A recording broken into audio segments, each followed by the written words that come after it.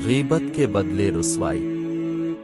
एक शख्स हजरत दाऊद ताई रहमतुल्लाह अलैहि की खिदमत में हाजिर हुआ और कहा कि मैं फलां सूफी को देख कर आ रहा हूँ कि शराब पीकर मदहोश पड़ा है। इसकी पगड़ी और जिस्म के कपड़े गिलाजत से लिथड़े हुए हैं और काती इसके गिर्द जमा है। दाऊद ताई रहमतुल्लाह अलैहि उसकी बातें सुनकर रंजीदा हुए और फरमाया कि भाई सच्चा दोस्त आज ही के दिन काम करता है, यानी मुश्किल में काम आता है।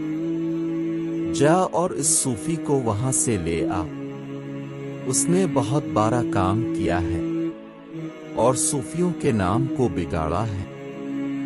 हजरत का इरशाद सुनकर वो शख्स शशोपंज में पड़ गया और पेच औताब खाने लगा।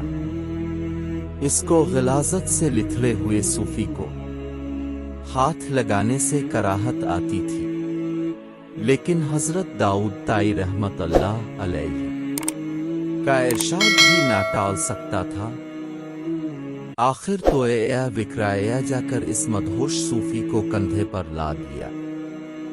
जब बाजार से गुजरा तो सारा शहर इस पर उमड़ पड़ा। लोग तरह तरह के ताने देते थे।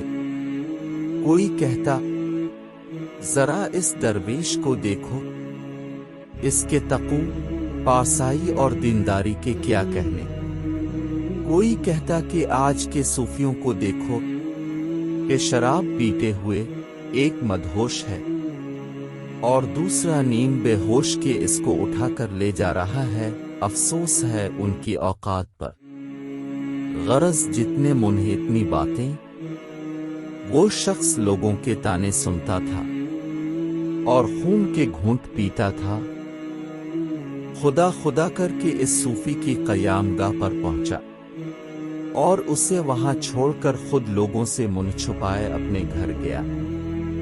आज इसको जो शर्मिंदगी उठानी पड़ी, रात भर उसके तसव्वुर से करवटें बदलता रहा। दूसरे दिन हजरत दाऊद की खिदमत में हाजिर हुआ तो उन्होंने हंस कर फरमाया, गिली कूचा में भाई की आबरू रीजी, यानी ग़िबत ना कर, वरना ज़माना शहर में आज तेरी आबरू रीजी करेगा।